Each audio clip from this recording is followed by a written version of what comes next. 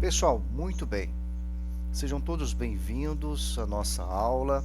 Hoje, dia 21 de setembro, hoje a igreja comemora dia de São Mateus, apóstolo e evangelista, né? Ele que escreveu o Evangelho de São Mateus, né? E ele foi cobrador de impostos, o que seria para nós hoje os auditores fiscais da Receita, seja federal, estadual, e ele recebeu o chamado de Cristo e ele largou tudo para seguir a Deus. Virou Marte, apóstolo e evangelista. Que São Mateus nos ensine a sermos perseverantes e não desistir dos nossos sonhos e objetivos. Pessoal, muito bem. Deixa eu ver aqui.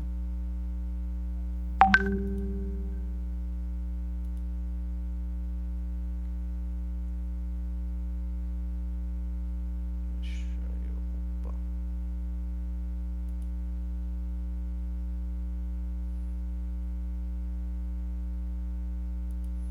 Vamos lá. Hoje, semana passada, nós estudamos os materiais naturais, a madeira, né? Anteriormente nós tínhamos estudado os metais e nas primeiras aulas nós vimos uma introdução dos materiais, seus processos de fabricação e dando continuidade, né? Porque a gente está estudando materiais e processos de fabricação. E a nossa disciplina é produção industrial e materiais, sistemas e processos. Hoje nós vamos iniciar nossas atividades estudando os materiais cerâmicos, né? As suas características, né? Então, lá no capítulo 5 do nosso livro de referência, a gente, no capítulo 5º, fala sobre as cerâmicas vermelhas, cerâmicas brancas, as britas e vidrados, sobre os vidros, né? Que existem diversos tipos de vidro e especificamente vamos falar sobre o borosilicato, a sílica cal solda, a cor dos vidros, o brumbado ou ao chumbo e fibra de vidro. Processos para obtenção de peças cerâmicas. Nós também tivemos uma oportunidade de aulas anteriores, né, em que o Iberê, do canal Manual do Mundo, aonde ele visita uma fábrica aonde fabrica material cerâmico voltado para a construção civil, especificamente a área da estrutura, a parte de lajotas, né? Desde lá da matéria-prima principal, né, que é a argila, a sua mistura e depois o seu processo de fabricação até o produto final. Pessoal, antes de eu dar continuidade, queria aproveitar e fazer chamada, né? Hoje, dia 21. Deixa eu ver aqui. Maiara.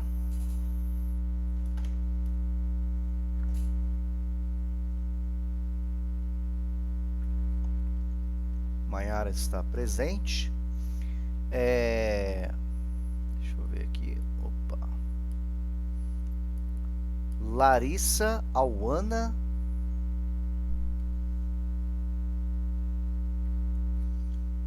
Depois nós temos o Pedro Neri. O Tiago Henrique.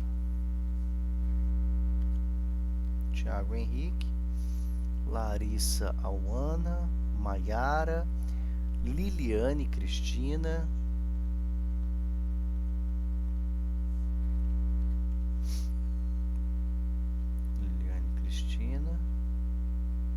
o Jaime Gabriel,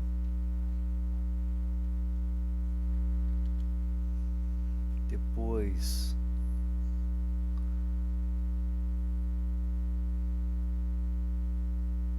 Marco Antônio Ribeiro.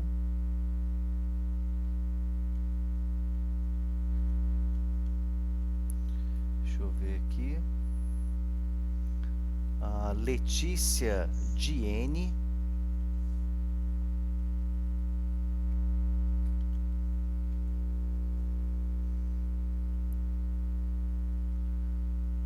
Marco, presente. Jaime Gabriel, ok. Letícia Galdino. Letícia Galdino, muito bem. Depois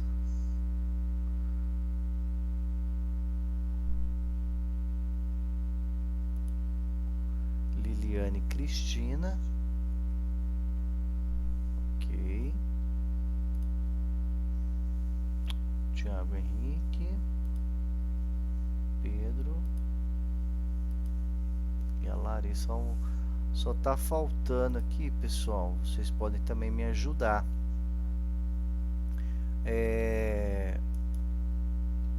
Jaime Ribeiro da Silva Neto. Depois João Vitor Ribeiro Moreira. Guilherme Oliveira.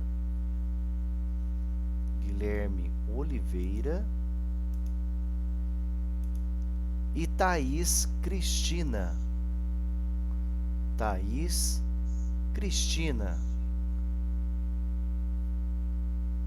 Alguma informação? O João Vitor Ribeiro tá aí, né? Beleza, João Vitor Ribeiro. Ok, muito bem. Agora só tá faltando o Jaime Ribeiro da Silva Neto e Guilherme Oliveira Barbosa de Souza. Obrigado, Maiara. Você vai perguntar lá no grupo, só um momento. E a Thaís Cristina da Silva. Pelo menos não localizei aqui no chat da reunião.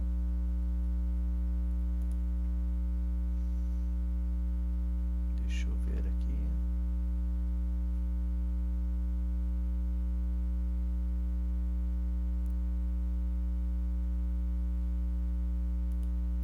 Então, muito bem. Pessoal, quando eu estou compartilhando a tela, eu não tenho a visibilidade de vocês. Então, qualquer coisa, vocês podem também... Deixa eu ver aqui.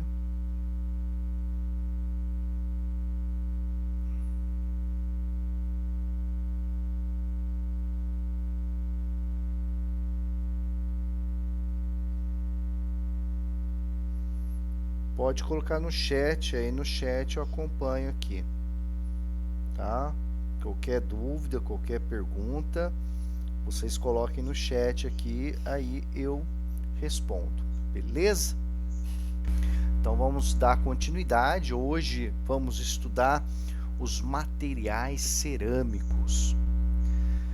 Muito bem, pessoal, olha só, as cerâmicas são materiais inorgânicos não metálicos resultante do aquecimento a altas temperaturas, entre 1500 a 1800 graus Celsius. Só para nós lembrarmos que a água, ela ferve a 100 graus Celsius. Deixa eu ver aqui.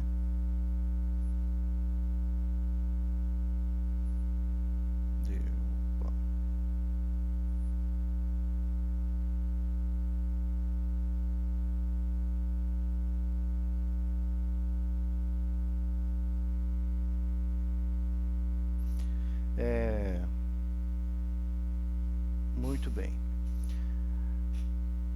E esses materiais trabalham aí na escala de 1400 a 1800 graus Celsius.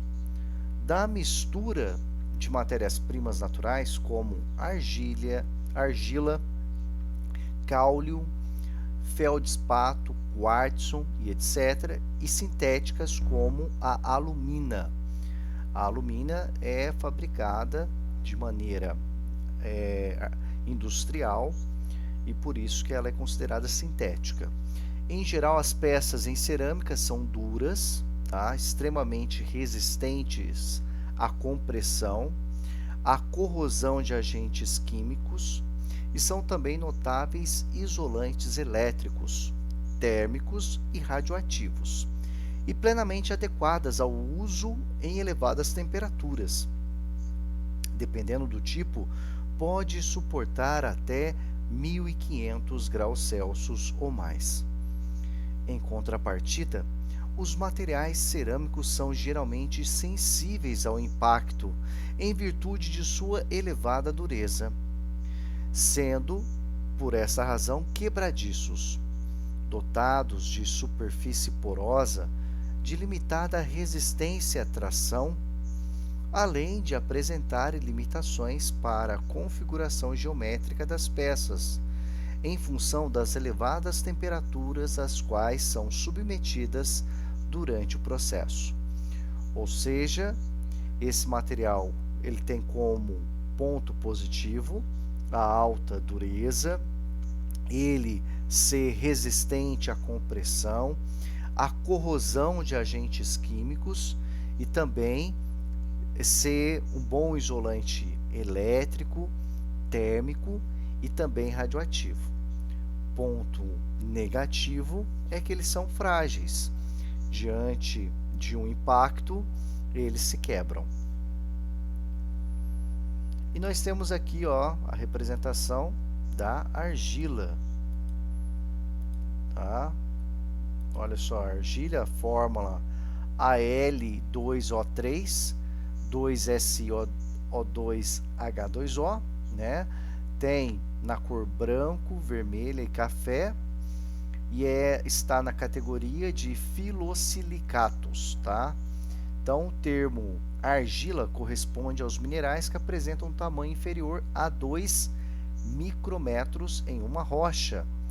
Essa definição granulométrica é uma herança dos estudos petrográficos efetuados pela microscopia óptica no fim do século XIX, quando os cristais que apresentavam um tamanho inferior a 2 micrômetros não podiam ser distinguidos, sendo classificados pela denominação genérica argila. Hoje, a denominação argila difere em função dos campos de estudo.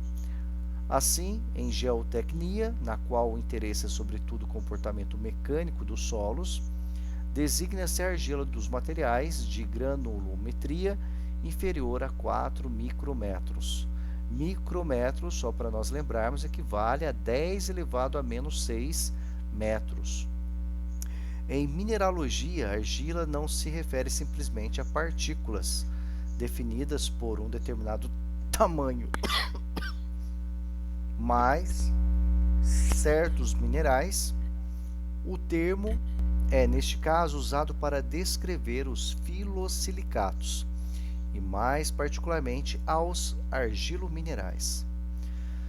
E aqui nós temos a representação da aloisita, caulinita, ilita, montimorelinita, vermiculita, o talco, né, a forma do talco, a paligosquite e a pirofilita, tá?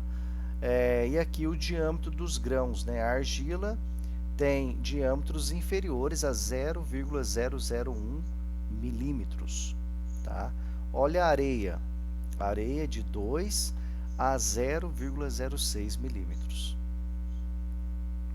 O cáulium, né, que também foi citado, teve a sua utilização industrial na fabricação de artigos de porcelana, iniciada há vários séculos, a partir de 1920, e teve início a sua aplicação na indústria de papel, seguida pelo uso na indústria da borracha. Mais recentemente, o cáulium passou a ser utilizado na industrialização de plásticos, pesticidas, rações, produtos alimentícios, farmacêuticos, fertilizantes e outras variedades de aplicações industriais.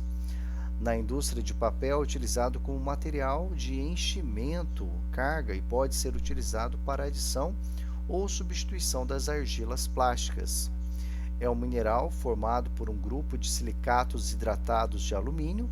Também podem ocorrer os minerais do grupo da caulinita, a diquita, nacrita, folerita, anauxita e colirita e tuesita. O cáulio sempre contém outras substâncias na forma de impurezas, desde traços até a faixa de 40 a 50% em volume, consistindo de modo geral de areia, quartzo, paletas de mica, grãos de feldespato, óxido de ferro e titânio, entre outros. A fórmula química dos minerais do grupo da caulinita é o Al2O3, o M, né, que é um número inteiro que varia de 1 a 3, SiO2, NH2O, e esse N variando como número inteiro de 2 a 4. Propriedades do cáulio. Desfloculação é o ponto em que no qual o cáulio, na forma de uma porcelana, mais se aproxima de sua viscosidade mínima. Granulometria é mais fina que a dos demais tipos de argila, menos que 0,2 microns. Cristalinidade apresenta lamelas hexagonais bem cristalizadas. Massa volumétrica, né, 2,6 gramas por centímetros cúbicos. Ponto de fusão entre 1660 a 1775 graus Celsius. Resistência mecânica baixa em relação às outras argilas. E a plasticidade, menos plástico que as demais argilas, né? Só para lembrarmos, né, plasticidade é a capacidade do material se deformar e permanecer naquela forma. Feldespato. Feldespato é uma fórmula química, pessoal, constituída de potássio, sódio, cálcio, silício e alumínio e oxigênio.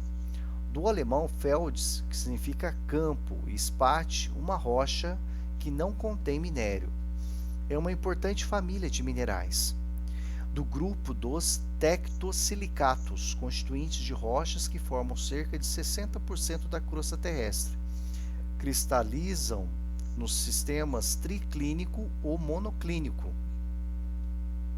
Aqui nós temos uma imagem desse feldespato e eles cristalizam do magma tanto em rochas intrusivas quanto extrusivas.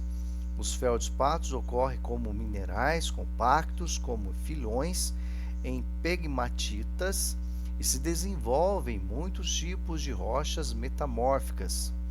Também pode ser encontrados em alguns tipos de rochas sedimentares.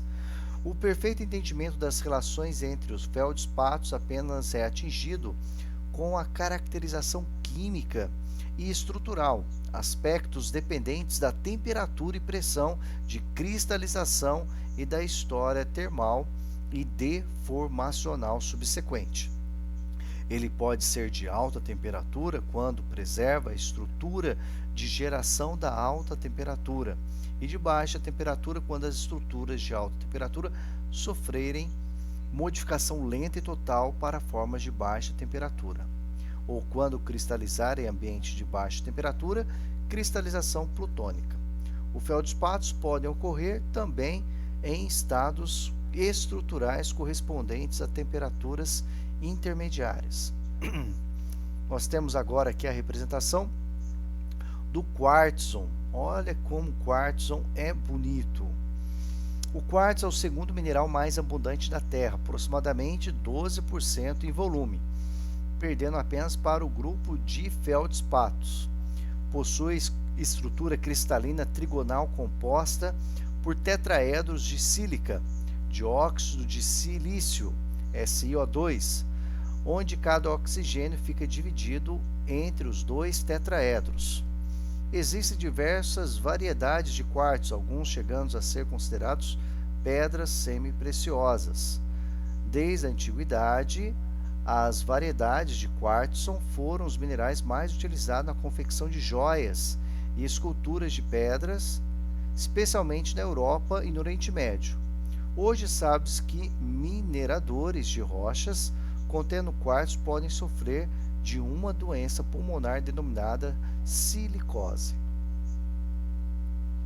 Então nós tivemos a oportunidade de ver sobre o quartzo, feldspato, o cáulium e a argila, né, citados nos parágrafos anteriores.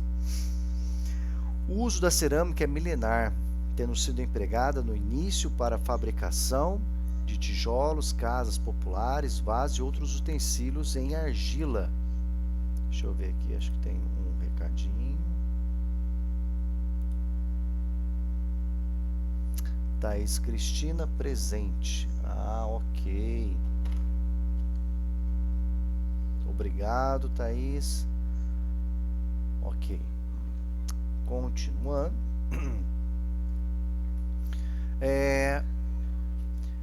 Atualmente, o universo dos materiais cerâmicos é bastante diversificado, tanto em relação aos tipos existentes quanto pela possibilidade de aplicações.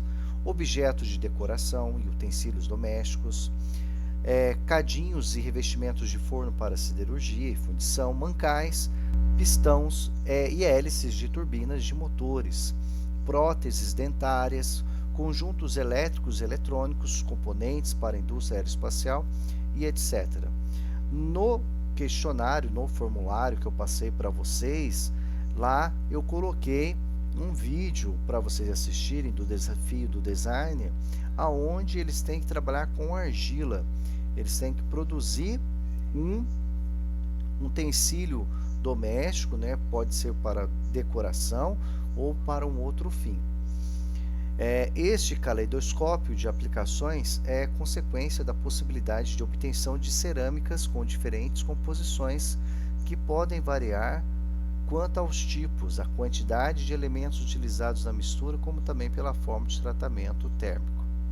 Então, dentro aí dos materiais cerâmicos, né, principalmente os mais avançados, tem um cubo de sílica de isolamento térmico.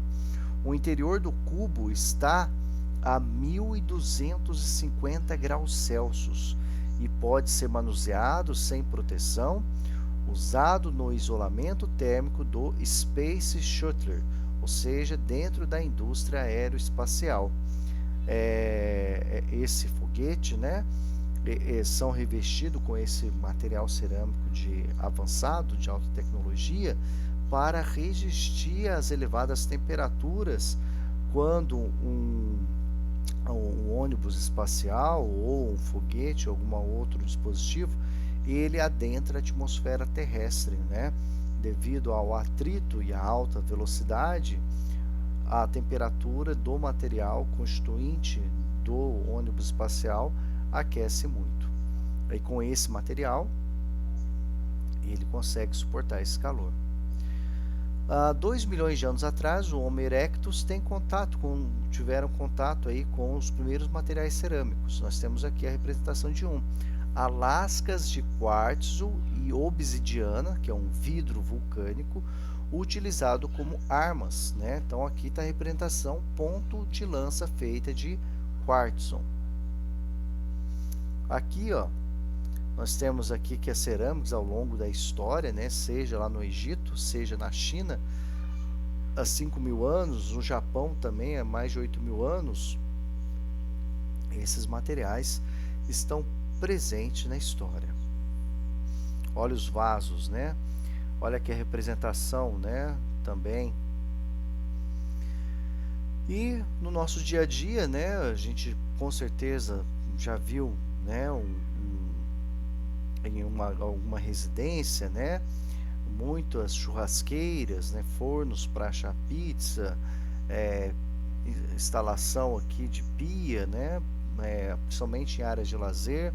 Nós vemos aí as cerâmicas de cor vermelha presente no nosso dia a dia. O outro também que está muito próximo do nosso dia a dia são os vidros, principalmente os copos, embalagens de bebida, utiliza-se muito vidro, por conta do vidro ter uma propriedade de ele ser inerte, ele não transmitir, não passar, não danificar o sabor dos líquidos quando estão neles contidos. E nós temos aqui a representação dos supercondutores, né? Como os materiais cerâmicos é uma combinação de elementos metálicos e não metálicos, né? É possível construir dispositivos de supercondutividade, tá? Que aqui, no momento, os materiais de supercondutividade funcionam a muito baixa temperatura. Então, a gente está falando de temperaturas próxima a de 0 Kelvin. Então, cerâmica, né, que vem do grego kerâmicos, que significa matéria-prima queimada, as propriedades só são atingidas após um tratamento térmico de alta temperatura, conhecido como ignição. Nós também tivemos oportunidade no vídeo lá do Iberê, no processo de fabricação de lajotas, em que ocorre após a mistura, após a extrusão, a formação dos tijolos propriamente ditos, eles vão depois para um setor de secagem de maneira forçada, né? E quando o material cerâmico ele queime, toda a água dele se evapora, ele enrijece, ele endurece. São materiais inorgânicos. A característica comum a estes materiais é serem constituídos de elementos metálicos e elementos não metálicos ligados por ligações iônicas e covalentes. Vamos lembrar lá do ensino médio, na parte de química, ligações iônicas é quando principalmente os da família 1A e 2A, que são os alcalinos terrosos, eles querem desfazer do elétron de valência, que está na última camada, para adquirir estabilidade. E eles se juntam com os ametais, que querem receber esse elétron, principalmente das famílias 6A e da 7A, família aí os halogênios, né, e os calcogênios. E quando se juntam, né, quem está querendo doa esse elétron para o outro, e devido a propriedades eletrostáticas, né, cargas opostas, ocorre atração, né? Quem doa o elétron fica carregado positivamente, formando um íon positivo, e aquele que recebe elétron fica carregado negativamente. O que fica carregado positivamente nós chamamos de cátion, e o que fica carregado negativamente nós chamamos de ânion. E como cargas elétricas de sinais contrários ocorre a atração, a ligação iônica ela é bem forte, tá? Por isso que os materiais cerâmicos eles têm elevada temperatura. Apresentam composições químicas muito variadas, desde compostos simples a misturas de várias fases complexas entre si. As propriedades variam muito devido às diferenças de ligação química. São geralmente isolantes térmicos e elétricos devido à ausência de elétrons de condução. Embora existam materiais cerâmicos semicondutores e até mesmo supercondutores, estes dois últimos em faixas específicas de temperatura, como nós vimos na imagem anterior, a baixíssimas temperaturas, né? Apresentam alto ponto de fusão e são comumente quimicamente estáveis sob condições severas, devido à estabilidade das suas fortes ligações químicas. Algumas exceções, né? Fragilidades, né? Materiais, as cerâmicas e as superplásticas, exemplo, a zircônia, né, que é o ZrO2, estabilizado com o óxido de ítrio, né? Esses daqui são mais frágeis e é muito utilizado dentro da odontologia para restauração de dente. Isolantes térmicos, né? Nós temos aí o diamante, né? Alta condutividade térmica. Isolantes elétricos, aqui a representação dos supercondutores, tem um campo magnético aqui que faz com que eles flutuem. O grafite e o diamante são tratados muitas vezes como cerâmicas, apesar de compostos unicamente de carbono. Ambos os materiais são formados de carbono inorgânicas, não sendo produzidas por nenhum tipo de organismo vivo. Porque nós vamos depois ver na próxima aula os polímeros, né, que são materiais da família dos carbonos. Classificação quanto à aplicação. Os materiais cerâmicos tradicionais têm as cerâmicas estruturais, as lajotas, né, e as telhas, as louças e os refratários, né, provenientes principalmente de matérias-primas argilosas e de outros tipos de silicatos. Tem os vidros e vitrocerâmicas e os abrasivos. Também eu coloquei lá no formulário um vídeo falando sobre abrasivos.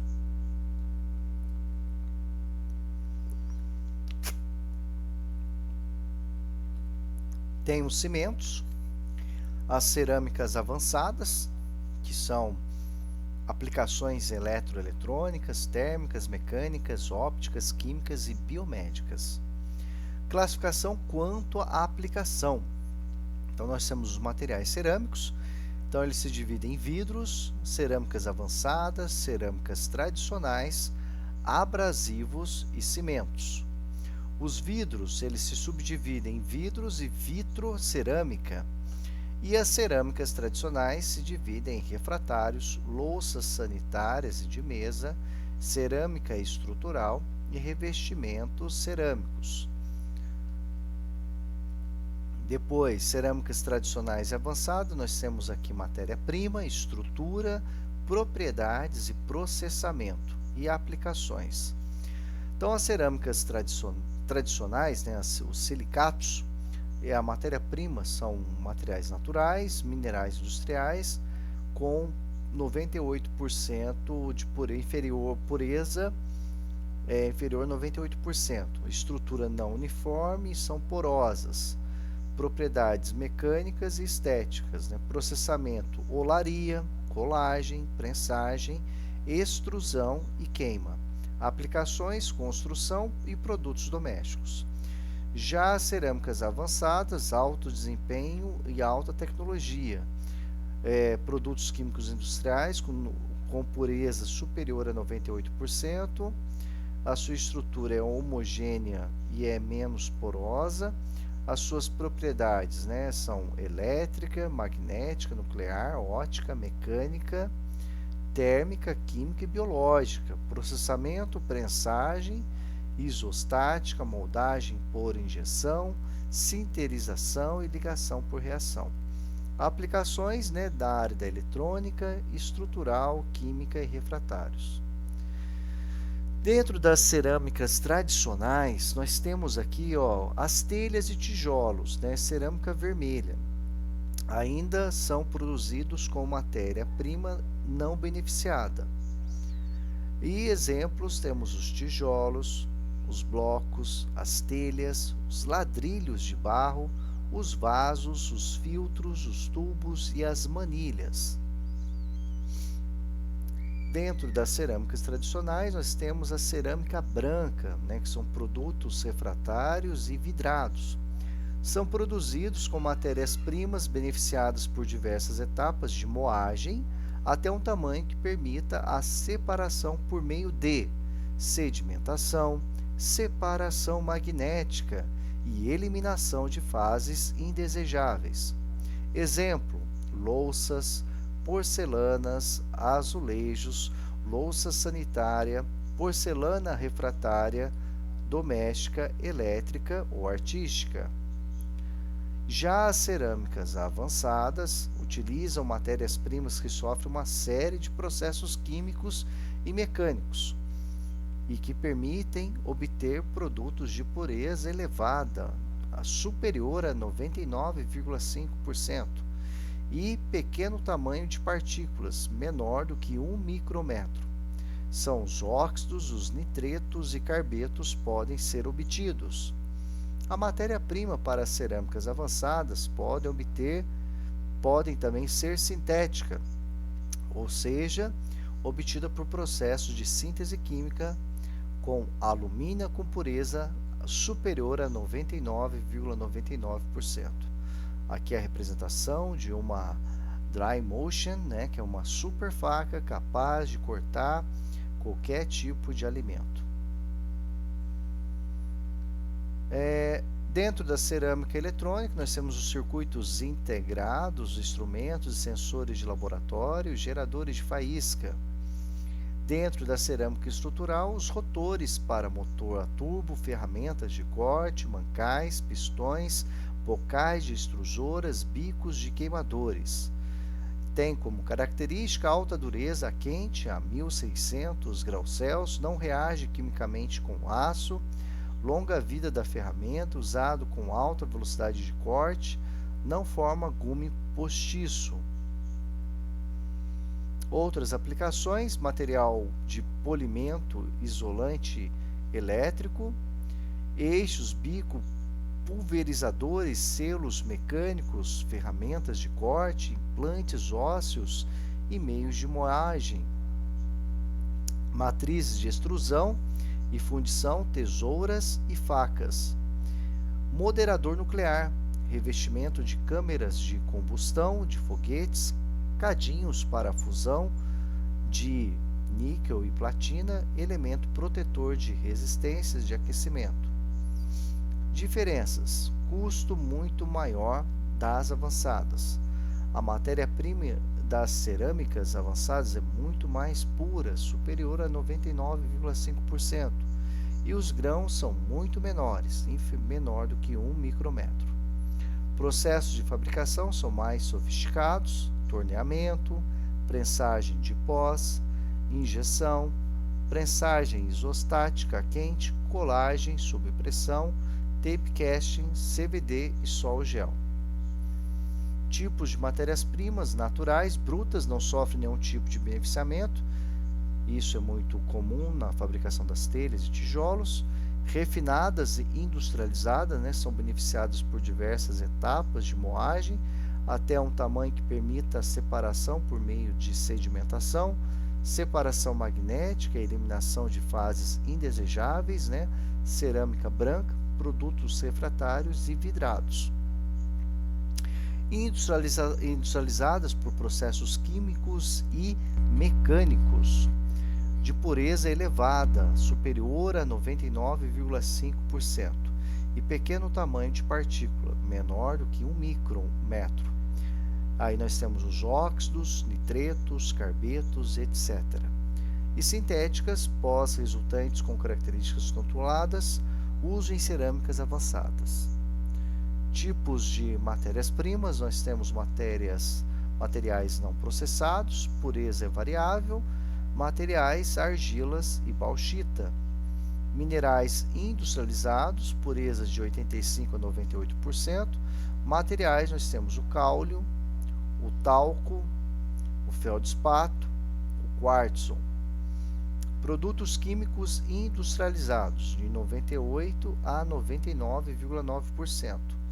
Aí nós temos alumínio, o óxido de magnésio, o nitreto de alumínio, carbeto de silício, nitrato de silício, dióxido de titânio e o dióxido de zircônio. E produtos especiais, a pureza acima de 99,9%. Aqui, ó, o trióxido titanato de bário e sílica de gel. As duas formas mais importantes para classificar os materiais cerâmicos são pelo grau de vitrificação e pela aplicação do produto final. Na classificação a partir do grau de vitrificação, as cerâmicas podem ser brancas, estruturais, refratárias, esmaltes e vidros. De acordo com a Associação Brasileira de Cerâmica, a classificação pela aplicação final subdivide os materiais cerâmicos nos seguintes grupos: cerâmica vermelha, materiais de revestimento; cerâmica branca, refratários, isolantes térmicos; cerâmicas avançadas, fritas e corantes; e vidros, cimento e cal, e abrasivos.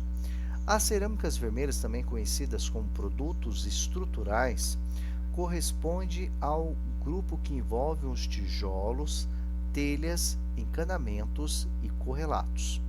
Os materiais de revestimento compreendem as placas cerâmicas como lajotas, azulejos, porcelanatos, entre outros.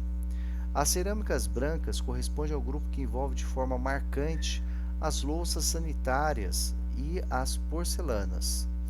Os refratários incluem os blocos, tijolos, argamassas e argilas isolantes de elevada resistência ao calor.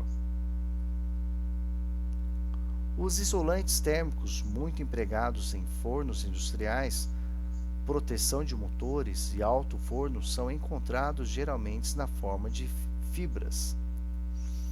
As cerâmicas de alto desempenho, confeccionadas a partir de materiais sintéticos de elevada dureza, são destinadas a aplicações muito restritas, como para a indústria aeroespacial, biomédica, eletrônica, entre outros. As fritas e corantes, também chamados de vidrados, correspondem ao grupo direcionados ao revestimento de peças cerâmicas, formada sobre estas uma fina camada vítrea. Já em peças metálicas, estes produtos são chamados de esmaltes cerâmicos, que se destinam, da mesma forma que nos materiais cerâmicos, à proteção e acabamento superficial. Os vidros, bem como o cimento e cal, envolvem grupos de elevada importância industrial e econômica, muito embora, por suas especificidades, sejam, em geral, tratados separadamente dos materiais cerâmicos. No Brasil, a atividade do setor cerâmico é bastante expressiva, haja vista a abundância de matéria-prima, a presença de fabricantes de materiais sintéticos, com destaque para a alumina, e a disponibilidade de energia demandada pelo setor. Neste âmbito, destacam-se as indústrias da cerâmica vermelha, materiais de revestimento, louças sanitárias, louças de mesa, cerâmicas artísticas, decorativa e utilitária, cerâmicas técnicas e isolantes térmicos, a maioria concentrada nas regiões Sudeste e Sul. De modo geral, a obtenção de produtos cerâmicos é fruto do processo iniciado pela extração de material argiloso de jazidas previamente selecionadas com base na análise da composição do solo, que em última instância determinará a serventia do material.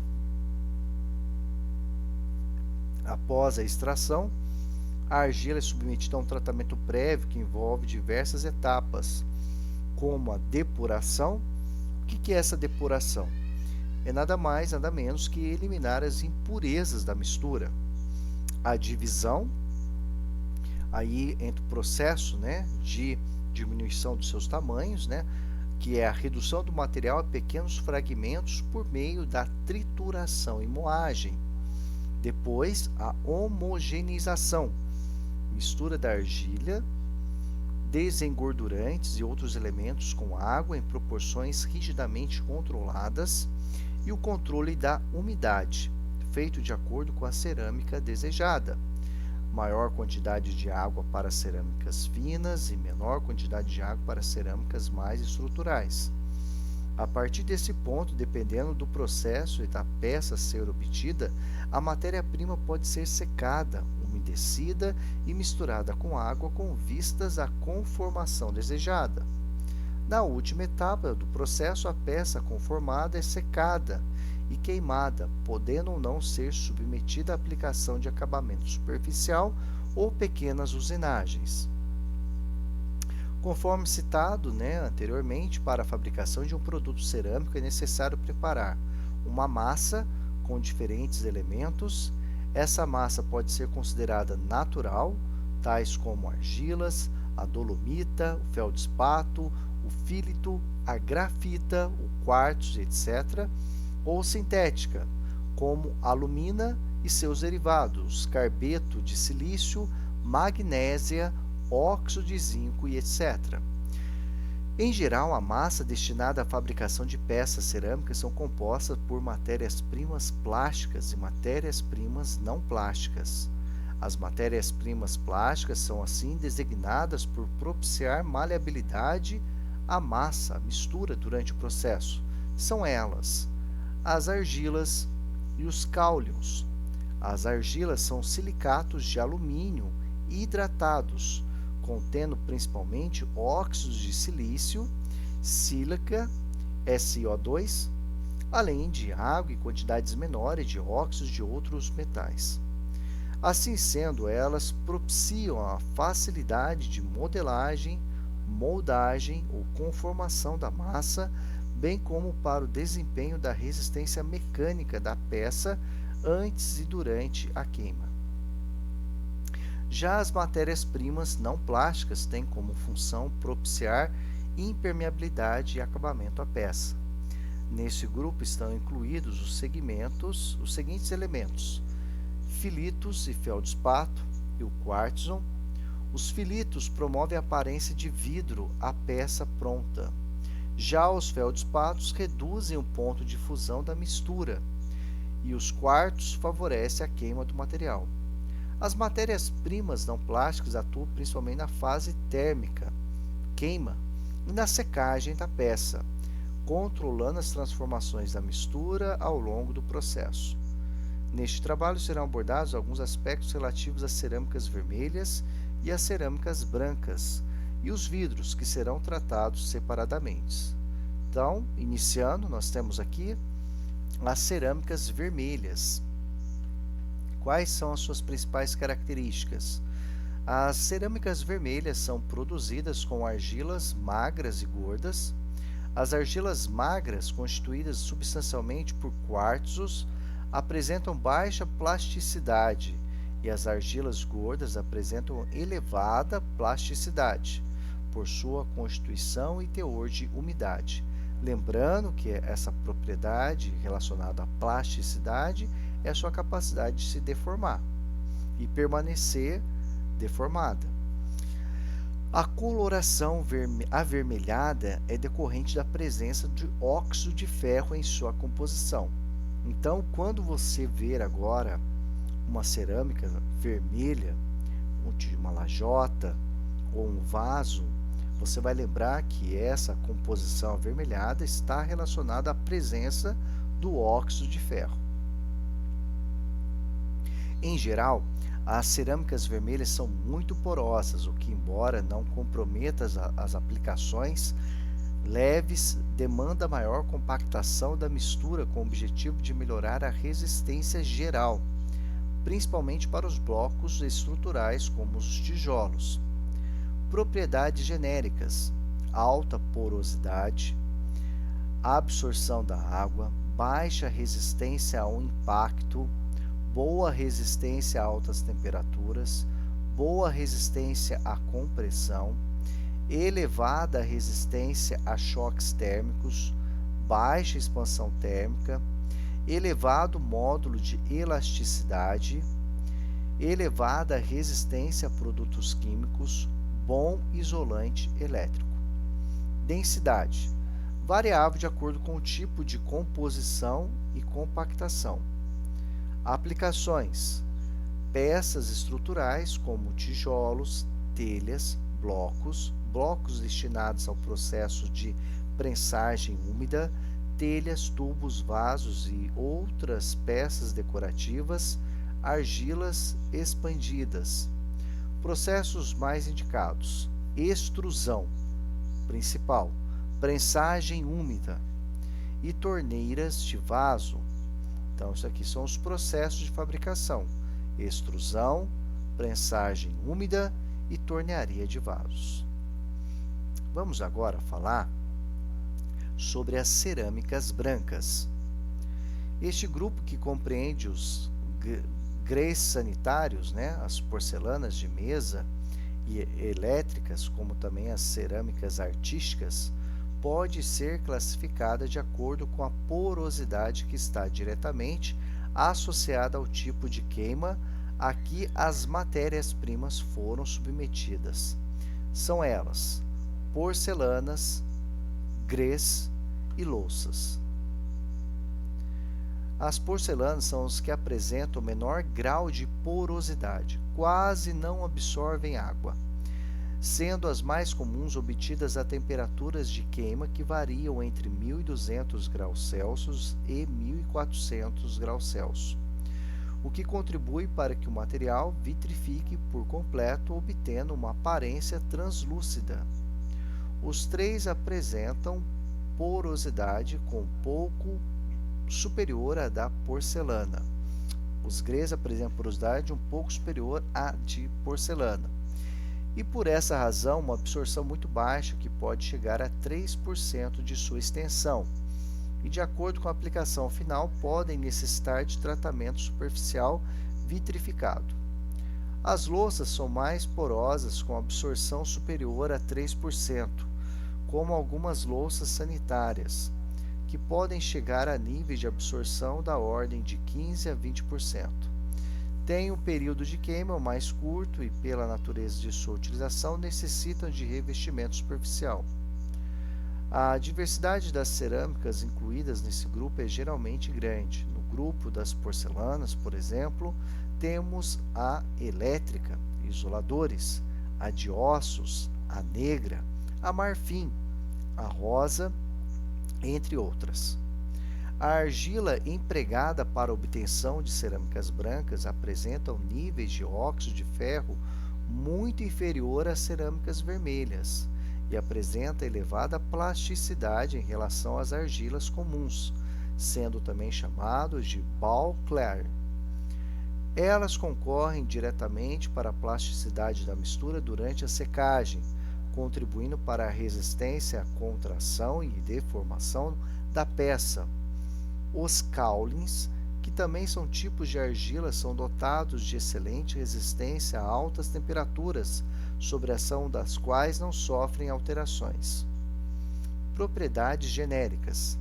Respeitando as variações de desempenho que as diferentes cerâmicas deste grupo apresentam, podem destacar grès sanitários, relativa resistência ao impacto, elevada resistência a produtos químicos, porcelanas, elevada dureza, resistência a altas temperaturas, elevada resistência a choques térmicos, baixa expansão térmica, elevada resistência a produtos químicos, bom isolante elétrico e radioativo em alguns casos, dependendo da composição.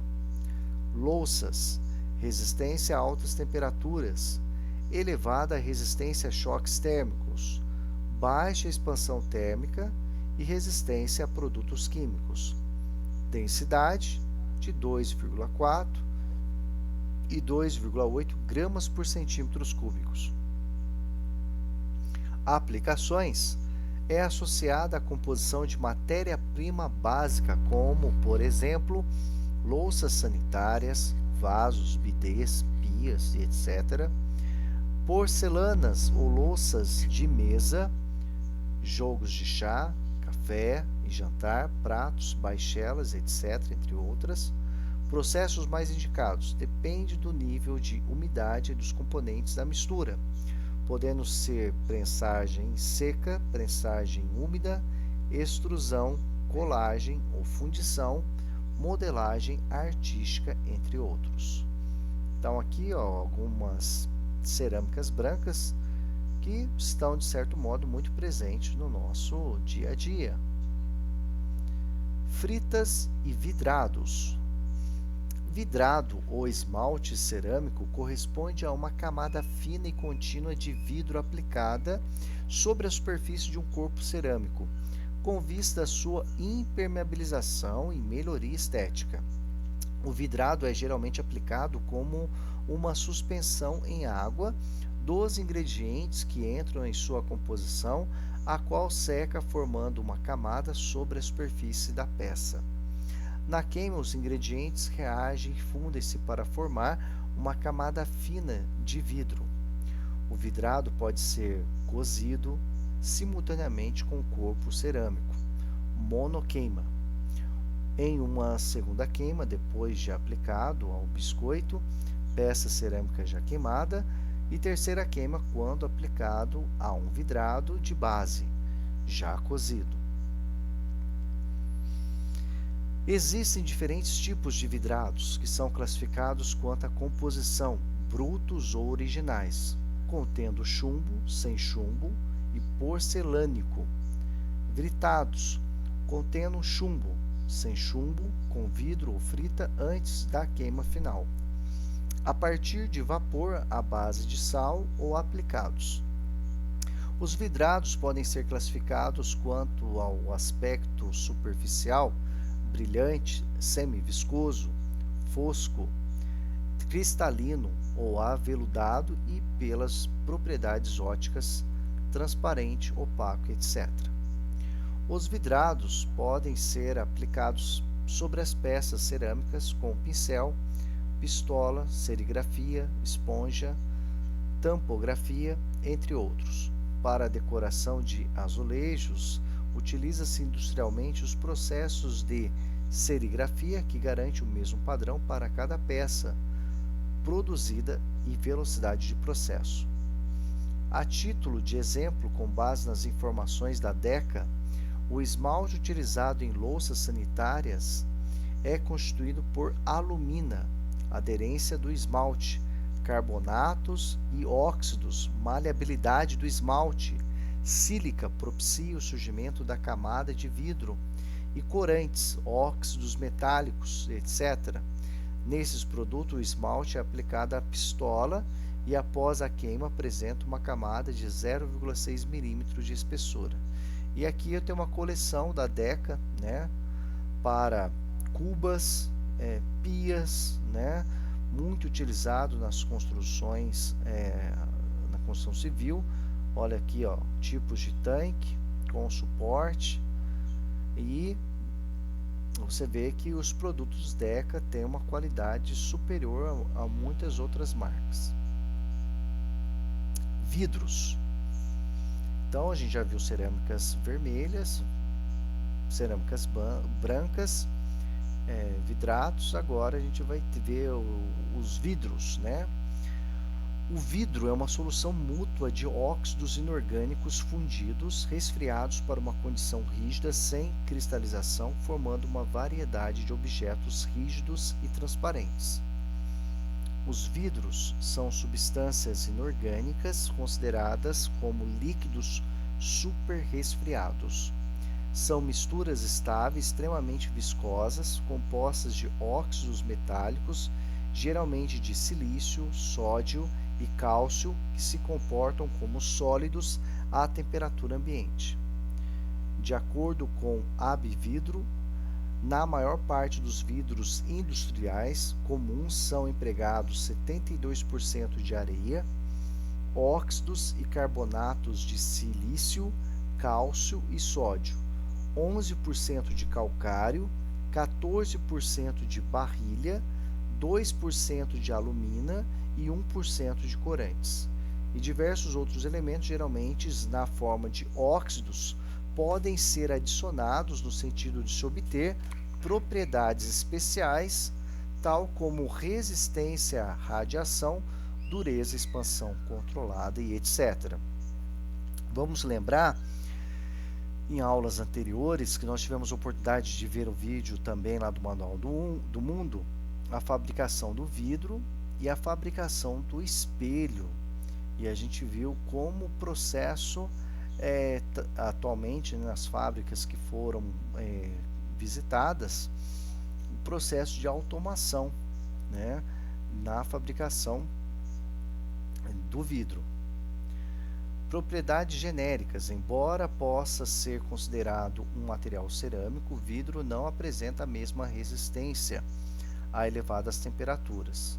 Resiste em torno de 300 a 400 graus Celsius e a choques térmicos.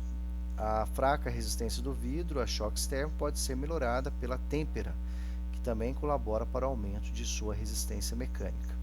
Isso acontece, pessoal, conosco, quando a gente pega aquele copo, né, baiano para tomar café.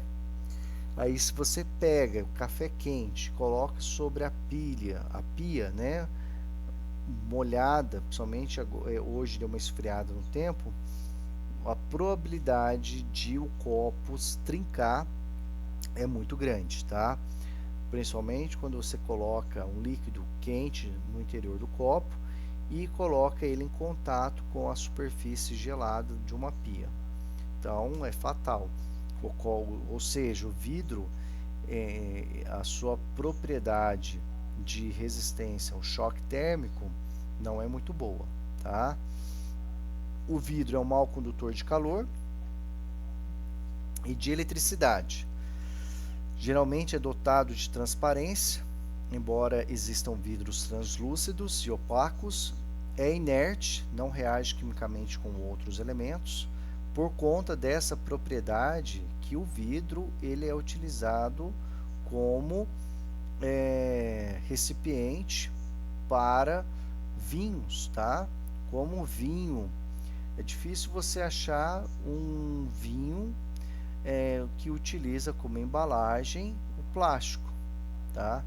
A não ser um vinho de má qualidade, porque os vinhos de boa qualidade, o principal embalagem desses vinhos é vidro, por conta dessa propriedade inerte, tá? De não reagir quimicamente com outros elementos. É impermeável, ambas características ainda colaboram para seu emprego em embalagens frente ao avanço dos materiais termoplásticos e sendo 100% reciclável. A densidade, né, está entre 2,46 e 3,3 gramas por centímetros cúbicos, então se você colocar o vidro na água ele vai afundar. Os fabricantes de vidros planos estabelecem como padrão 2,5 gramas por centímetros cúbicos. O tipo de vidro é definido pela natureza e proporção de óxidos metálicos empregados em sua composição. A seguir, um resumo dos tipos mais comuns. Então, aqui é a representação de alguns tipos de vidro, tá? Então, nós temos o vidro borosilicato. Esse tipo contém sílica como componente principal, mas tem entre 13 a 28% de óxido bórico para baixa expansão térmica e outros óxidos, os quais fornecem melhoramento adicional para facilitar a moldagem durante o processo. Apresenta boa resistência mecânica, elétrica, química e altas temperaturas, sendo largamente usado para a fabricação de isolantes elétricos, objetos em vidro para laboratórios, vidros de medição, utensílios domésticos resistentes a choques térmicos, como o Pirex. Então, vidro classificado como borosilicato, olha só, é esse tipo de vidro aqui, ó, o Pirex, que você pode usar ele no micro-ondas, você pode utilizar, principalmente dentro da área da gastronomia, se você quer fazer uma lasanha, né, ou um estrogonofe, ou você quer deixar, como ele é um bom isolante térmico, algumas pessoas colocam arroz, né, o feijão nesse conjunto de formas de vidro de pirex. Além de dar uma estética melhor, ele conserva melhor o alimento na sua temperatura original. Então é muito comum, tá, utilizar essas formas de vidro pirex. Temos o plumbado, né, ou ao chumbo. A presença do óxido de chumbo, normalmente abaixo de 50% da composição, contribui para o aumento de sua funcionalidade, propiciando a obtenção de peças com formas intricadas, brilho e boas propriedades óticas. Tem um alto índice de refração. A qualidade de óxido de chumbo pode atingir proporções em torno de 90% para obtenção de vidros destinados a aplicações em campos radioativos. Suas propriedades elétricas são boas, embora apresente baixas propriedades mecânicas. Esse tipo de vidro é utilizado para a fabricação de cristais, tubos de termômetros, tubos de lâmpadas neon e fluorescente, tubos de televisão e peças artísticas. Então aqui é um tipo de vidro plumbado ou ao chumbo muito utilizado naquele tubos de televisões. Hoje não muito mais comum, né? E o vidro sílica cal solda. Contém apreciável quantidade de soda e cal adicionados ao componente principal, o óxido de silício, além de pequena quantidade de alumina. A soda e a calda abaixam o ponto de fusão do vidro, reduzem sua viscosidade quando fundido e assim facilitam sua moldagem. Durante o processo, por ser fácil de fundir e moldar, esse tipo de vidro é destinado à obtenção de peças e produtos de uso geral, como vidros planos para construção civil e indústria automobilística, garrafas e embalagens em geral, potes e frascos, eletrodomésticos e bulbos e lâmpadas comuns. Processos mais comuns, né? Prensagem, sopro manual, sopro a vácuo, sopro a sopro, prensagem, sopro, estiramento, laminação, moldagem por gravidades, etc. Outro tipo de aplicações, existem outros tipos de vidro destinados a aplicações específicas, como é o caso dos vidros óticos e dos vidros especiais. Outros com emprego mais frequente, geometria particular, envolve a fibra de vidro, a escama de vidro e a lã de vidro, destinados respectivamente à obtenção de materiais compostos, à aditivação de materiais plásticos e filtragem. Então a gente tem aqui o vidro do tipo sílica cal solda, que é responsável em fazer esses vidros coloridos, tá? Fibra de vidro, material estável quando a umidade do ar, isento de calcális em sua composição, empregada praticamente como material de reforço de materiais termoplásticos e termofixos, formando com este um material chamado composto, que são chamados materiais também conhecido como materiais compósitos. A fibra de vidro é disponibilizada no mercado considerando os dois aspectos fundamentais: formato e gramatura/gramagem. O formato está diretamente associado ao tipo de processo emprego desejado. Nesse sentido, a fibra de vidro pode ser um roving, uma manta ou um tecido.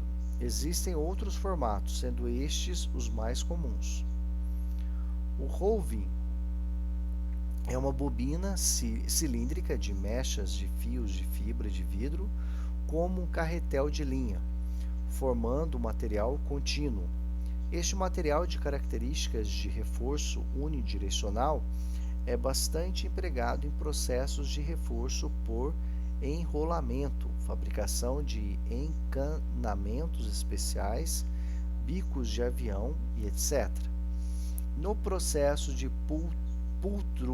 pultrusão, fabricação de perfis em resina poliéster, bem como em processos de laminação manual ou a pistola. Aqui há uma manta, né? A manta é um tipo de tecido formado por pedaços de fios de fibra de vidro cortados com um comprimento de aproximado de 50 milímetros, aplicados aleatoriamente uns sobre os outros, formando uma malha de reforço multidirecional. Este material é bastante utilizado para a fabricação de peças em resina poliéster, predominantemente pelo processo de laminação manual. O tecido apresenta características visuais semelhantes a um tecido comum, com os fios de fibra de vidro cruzando-se 90 graus e dessa forma caracterizando-se por um esforço bidirecional.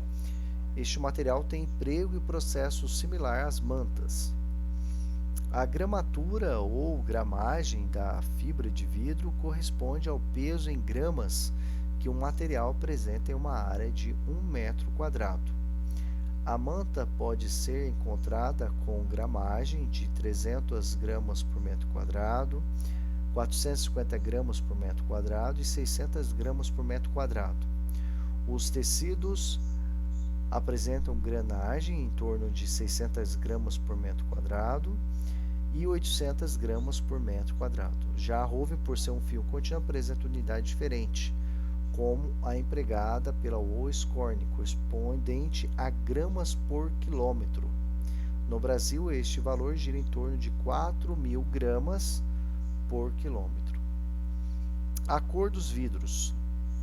Os vidros podem ser coloridos a partir de substâncias dissolvidas na massa vítrea sob a forma de óxidos ou sob a forma de silicatos, ou a partir de substâncias dispersas, como partículas na massa vítrea. No primeiro caso, temos como exemplo substância cor o bióxido de manganês, geralmente instável. É mais indicado para obtenção de cor preta em combinação com outros elementos. A cromita propicia a obtenção de vidro esverdeado, o óxido férrico, o verde amarelado, o óxido de cobalto, a cor azul, o óxido cuproso, a cor preta, o óxido de níquel, a cor azul violeta e nos vidros contendo potássio.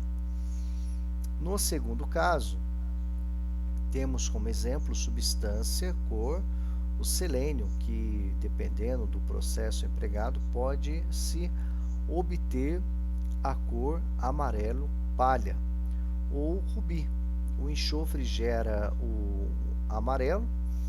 É importante salientar que muitas substâncias, como é o caso do bióxido de manganês, podem agir no sentido de descoloração do vidro, o que muitas vezes é desejado, como por exemplo, na obtenção de peças de cristal.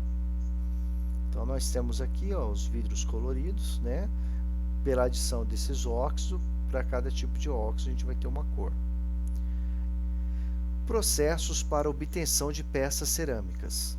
A sequência padrão de operações necessárias para a obtenção de peças cerâmicas implica em preparação da mistura, conformação, secagem, queima, decoração e segunda queima.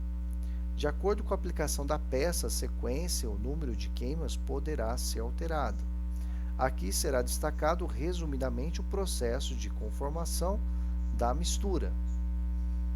Então nós temos aqui extrusão, produção econômica de média a alta, equipamentos, investimento alto em virtude das diversas fases do processo, cada qual com equipamentos específicos, moinhos, cilindros rotativos, áreas de armazenamento de matéria-prima, misturadores e extrusoras.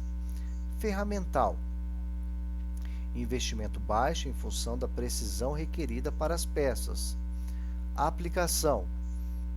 Obtenção de peças de cerâmica vermelha, como tijolos, telhas, blocos, tubos e blocos destinados ao processo de prensagem úmida.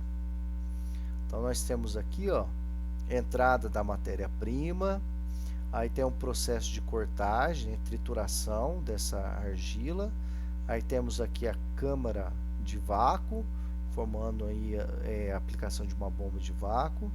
Aí esses pedacinhos, temos aqui a extrusora a vácuo, que nós temos aqui a presença da água, como umedecida, vai triturando, e na extrusora aqui vai saída da secção desejada. Aí depois da saída nós temos os cortes, né? E depois vai para o forno para queimar. E nós temos aqui as peças obtidas, né, a partir da extrusão. O processo de extrusão de cerâmica vermelha é precedido por uma sequência de atividades iniciada pela transformação de argilas duras em pequenos pedaços e posterior moagem. O material resultante dessas operações é misturado com argilas moles e depois submetido à laminação, com o intuito de homogeneizar a mistura. A mistura homogeneizada, em geral seca ou levemente umedecida, passa por uma câmara onde é transportada por uma rosca sem fim que contribui para a retirada de ar do seu interior, com ou sem auxílio de vácuo. bem como para forçar a mistura a passar por um bocal com o desenho da secção desejada tomando sua forma. O material resultante é cortado em comprimento pré-definido e depois levadas para secagem. A peça resultante do processo pode apresentar até 20% de umidade, ao ar livre ou de forma artificial. Após a secagem, o material é queimado em fornos com temperaturas variando entre 800 e 1000 graus Celsius. Também no vídeo, um dos vídeos também presente no formulário, vocês vão ter a oportunidade de rever esse processo novamente. Prensagem a seco, tá?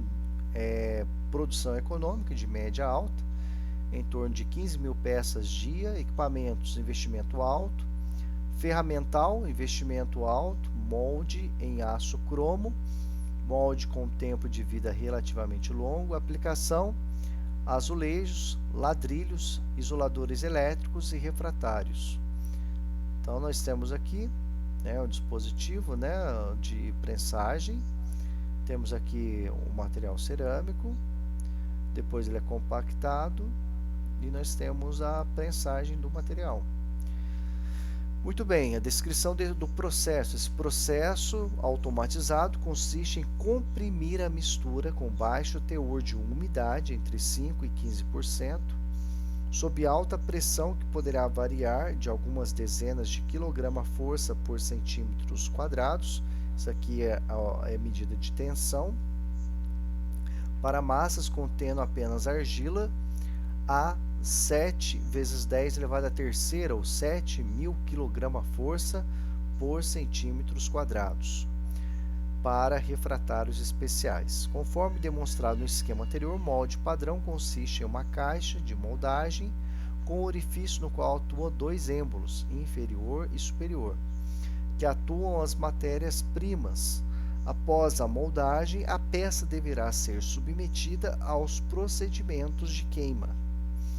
É importante salientar que, neste processo, durante a conformação, busca-se a maior densidade possível das peças, juntamente com uma adequada eliminação de ar de seus poros, o que compromete o tempo de produção e a vida útil do ferramental.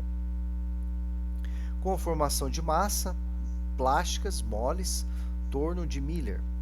Produção de média a alta, em torno de 7.200 peças dias por linha. Equipamento e investimento alto. Ferramental, investimento médio-baixo. Molde em gesso, molde com tempo de vida relativamente baixo. Então, nós temos aqui as etapas, né, dessa conformação de massas plásticas. Comprime, gira, aí nós temos aí a formação do, né, sequência do processo de conformação ou massas plásticas moles. A aplicação, pratos pequenos, né, e grandes, xícaras, louças, rasas, etc. Descrição do processo, a conformação de massas plásticas moles pode ser executada manualmente ou por meios automatizados. Aqui preferimos descrever o método automatizado por propiciar a produção mais econômica e homogênea no que concerne à qualidade do produto obtido. Esse tipo de conformação ocorre em torno automático e consiste na colocação da massa plástica isenta de ar sobre o molde de gesso, o macho, acoplado a uma base. A massa, então, submetida à compressão de uma forma fêmea, que é aquecida para impedir que a massa plástica venha aderir à sua superfície. A massa plástica moldada juntamente com o molde são acoplados a um torno e submetidos a um desbaste com vistas à melhoria estética da peça, bem como a retirada de pequenos excessos de material. Posteriormente, o prato e o molde de gesso passam por um secador contínuo sob a ação do qual os dois se separam, sendo que o prato sofrerá novo desbaste de arestas e o molde de gesso retornará ao equipamento para outra moldagem.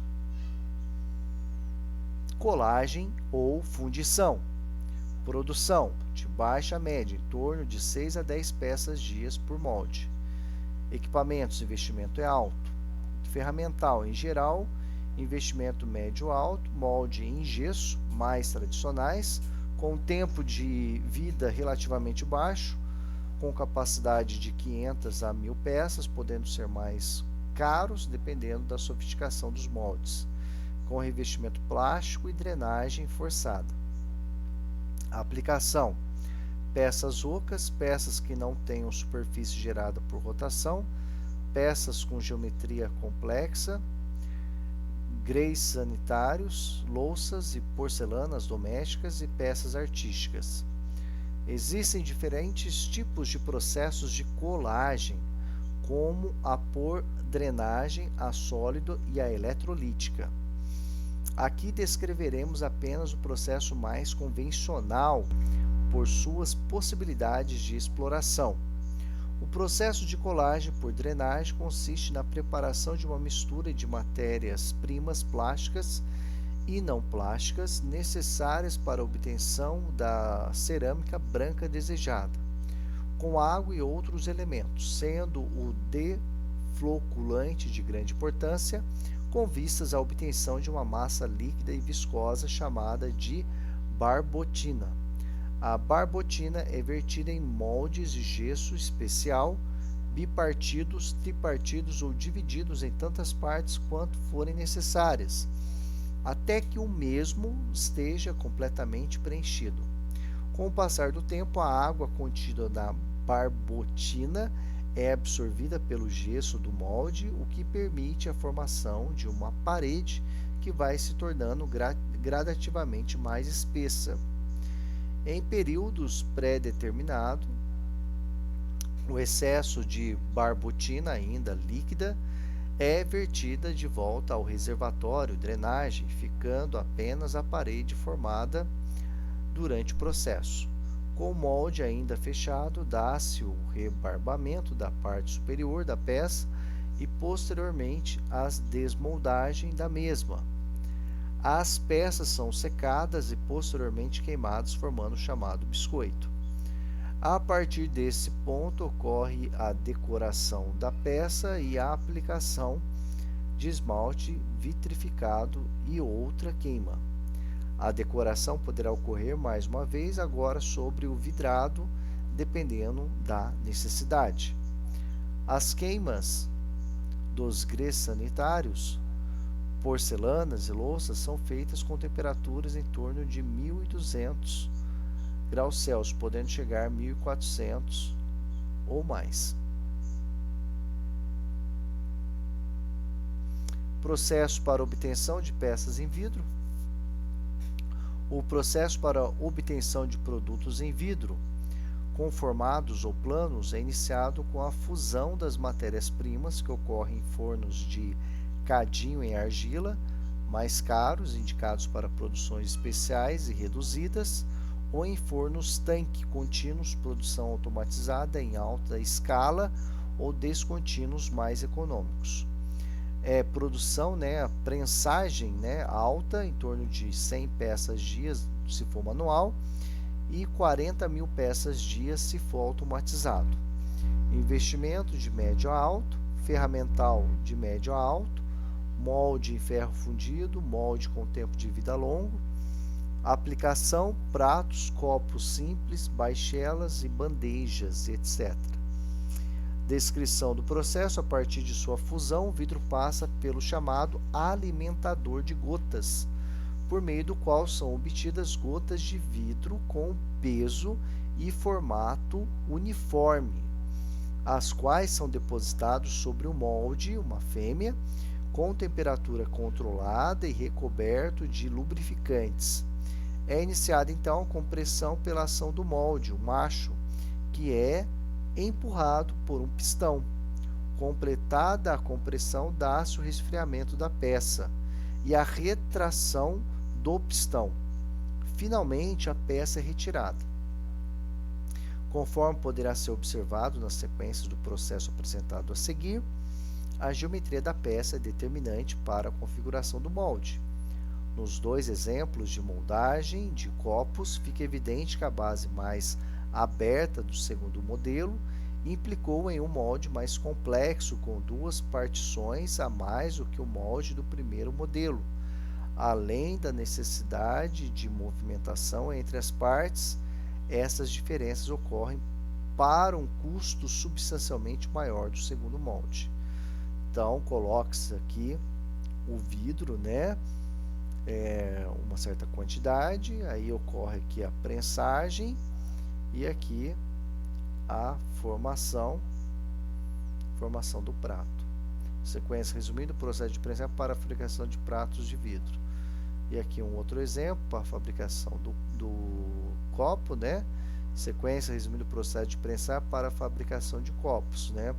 Coloca o vidro de alta temperatura, que está no seu estado viscoso, aí prensa ele, né, nessa forma, deixa esfriar e depois nós temos aqui a formação do copo. Aqui, da mesma forma, sequência resumindo o processo de prensar para a fabricação de copos de vidro com molde bipartido. Observações. Furos, cavidades e ranhuras profundas podem causar problemas de moldagem e só devem ser incluídos no caso de extrema necessidade.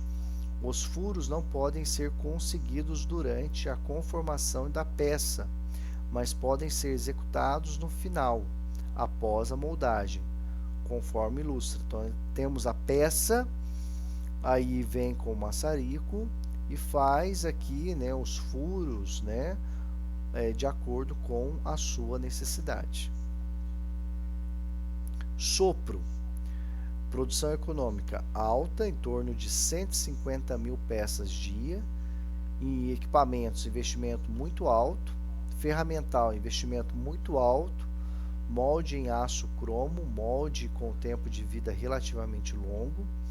Aplicação, garrafas, jarros e outros recipientes. Descrição do processo. Existem 2 tipos de processo de sopro para obtenção de frascos, né, de vidro. A vácuo e o sopro-sopro. A diferença entre os dois encontra-se apenas na forma de alimentação da matéria-prima em fusão no molde, sendo a sequência de moldagem praticamente igual nos 2 casos. Assim sendo, para ilustração, descrevemos somente o sistema sopro-sopro.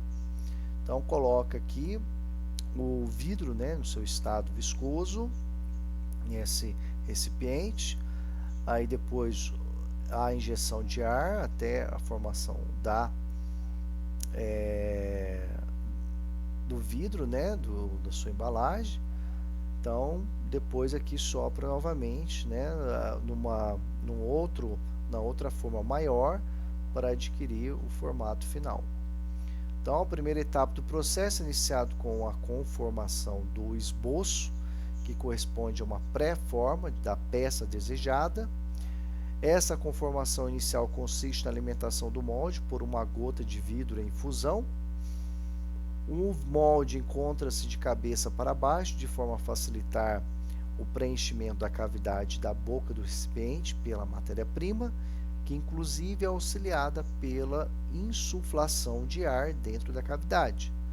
A matéria-prima sofre então a atuação de outra insuflação de ar, agora na extremidade da boca do frasco, com vistas à obtenção do esboço, a forma provisória oca. O molde relaciona para a posição inversa, de modo que o esboço seja suspenso pelo anel limitador e por este seja posicionado no molde do sopro. Com o fechamento do molde, dá-se a ação do sopro para a conformação final do frasco e seu resfriamento. Vidros planos. Produção econômica altíssima, em torno de 200 toneladas dia. Equipamentos, investimento muito alto, né? Fornos. Ferramental, investimento muito alto, tempo de vida curto. Aplicação, vidros planos para a indústria de construção civil. Eletrodomésticos da linha branca. automobilística, moveleira, etc., que de acordo com os subprocessos a que sejam submetidos, poderão ser laminados, temperados, metalizados, térmicos, especiais, conformados, etc. Os vidros planos podem ser encontrados em dimensões muito variadas. Assim sendo, é recomendado consultar previamente fabricantes do setor para a respectiva especificação. A espessura, no entanto, encontra-se na faixa de entre 2 e 10 milímetros, podendo atingir valores mais altos, dependendo do fabricante. Descrição do processo: existem diferentes processos de obtenção de vidros planos, como por exemplo o estiramento, o float, flutuação em banho de estanho, e a laminação por rolo impresso. Em termos básicos, a obtenção de vidro plano ocorre a partir de uma massa, a barrilha, sílica, vidro e compostos fundida, que sai do forno-tanque de forma contínua e plana, sendo depois resfriado e cortado em chapas. O processo float, segundo Abvidro, o processo float foi desenvolvido pela companhia inglesa Filkton, que coincidentemente aqui na Via Dutra, né, chegando lá em São José, tem uma unidade dela. E outra empresa que fabrica vidro na nossa região, em Guaratinguetá, nós temos a AGC. E consiste em submeter o vidro fundido a um banho de flutuação em estanho em infusão, o que lhe confere perfeito equilíbrio entre a face do vidro em contato com o metal. Pelo efeito do seu próprio peso e do calor, a fase superior se torna perfeitamente plana, polida e com espessura uniforme. Este processo permite obter um vidro de alta qualidade e brilho que dispensa operações de polimento. No processo de têmpera do float, o vidro é submetido a altas temperaturas, por volta de 600 graus Celsius, e rápido resfriamento. Isso faz com que a estrutura do vidro se reorganize e forme uma espécie de malha de tensão que age internamente no seu interior. Essa malha confere resistência muito maior ao vidro. Então nós temos aqui o forno, aí aqui nós temos mistura de barrila, mais compostos, mais sílica, mais vidro. E depois, após esse aquecimento, formação dessa mistura, aí formação de uma chapa, passa aqui pelo banho de estanho e depois aqui o processo de corte. Processo de laminação. A laminação, o vidro fundido passa sobre um vertedouro com vistas à formação de uma lâmina plana. Posteriormente, a lâmina formada é submetida à ação de 2 rolos laminadores, que podem ser lisos, gravados, ou um liso e um outro gravado, o que permite a obtenção de vidros planos com ambas as faces lisas, com uma face gravada e outra lisa, e com ambas as faces gravadas. É possível, durante a laminação, introduzir no núcleo da chapa de vidro espessura uma tela de arame com vistas ao aumento de resistência mecânica da peça. Este vidro especial, chamado de aramado, é utilizado em telhados, paredes, portas e outros locais que necessitem de iluminação e, por segurança, deve impedir a propagação de estilhaço no caso de impactos. E processo de conformação. Conforme já observado, num vidro plano é aplicado como matéria-prima para a fabricação de produtos decorativos, móveis, vitrines, para-brisas, entre outros, pois podem ser cortados em diversos formatos e conformado para obtenção de curvaturas que deverão ser definidas de acordo com as recomendações dos fabricantes. A sequência para curvar um vidro plano consiste: corte do vidro, posicionar a peça cortada sobre um gabarito, aquecer o vidro para que ocorra sua conformação gradativa. Então, abaixo aqui nós temos a ilustração do conjunto vidro gabarito, tá? Primeira etapa, aí é o aquecimento, aí a conformação e você tem aí a conformação do vidro. Muito bem.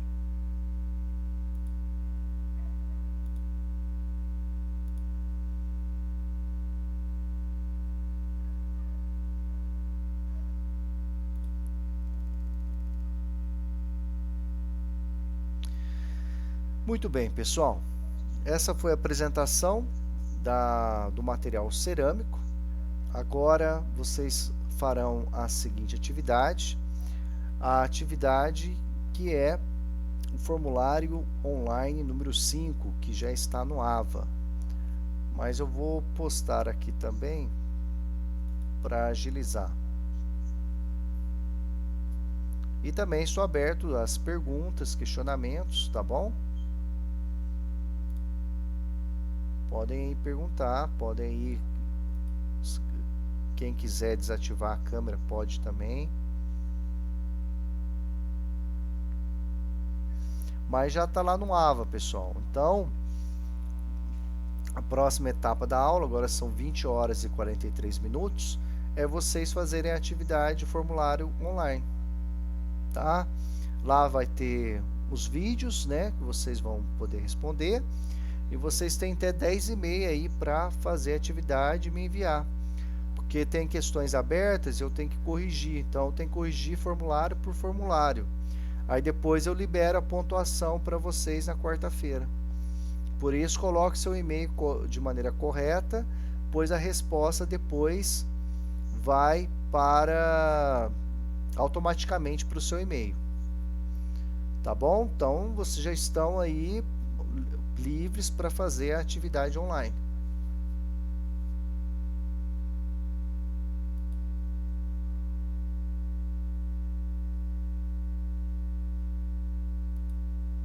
Que está lá no AVA. Pode perguntar, Mayara. Valeu, João.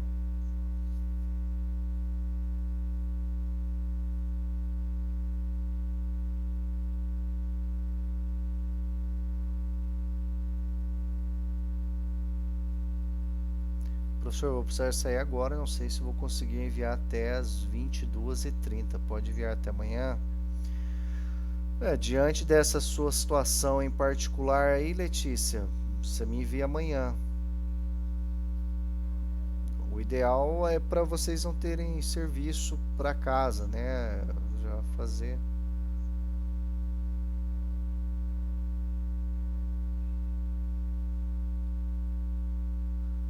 Se eu vou, quando a gente for, a gente pode estar abordando esse assunto. Ainda mais que na próxima aula a gente vai falar sobre materiais poliméricos, que está relacionado à espuma, que é um tipo de polímero para a confecção do assento, né? Vou até anotar essa sua pergunta, tá bom, Mayara?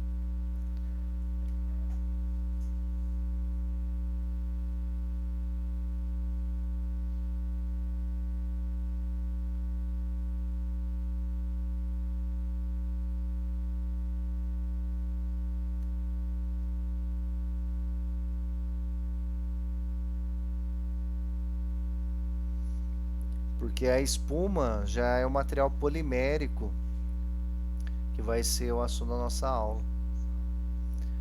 Taxa de deformação da espuma. Aí, gente, vou pesquisar a respeito, que é algo bastante específico, né?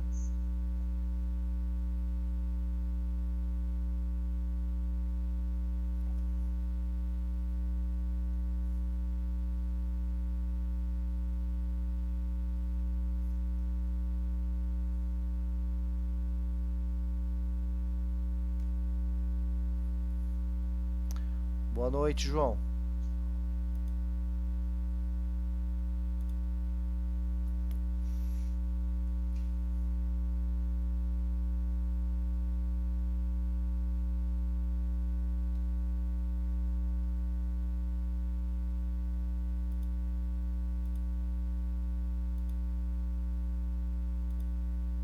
Boa noite e boa atividade aí para todos, tá?